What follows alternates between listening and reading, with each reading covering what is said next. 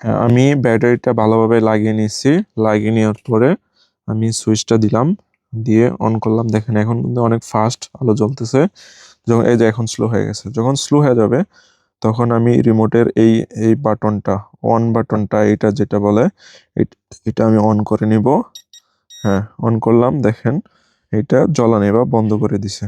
তো এখন যদি আমি জাস্ট এই বাটনটা ক্লিক করি তাহলে এটা প্লেনটা উড়বে। তো উড়িয়ে দেখাচ্ছি, যারা বিগিনার আমি সাজেস্ট করব জাস্ট এই বাটন দিয়ে উড়ানোর জন্য। আর ডান পাশে ডান হাতের যে বাটনটা আছে এটা দিয়ে এদিক সেদিক নেওয়ার জন্য। এটা হচ্ছে সহজভাবে উড়ানোর কৌশল। তো তারপর যখন ইজি হয়ে যাবে তখন আপনারা অন্য বাটনগুলোর কাজ আস্তে আস্তে জানতে পারবেন।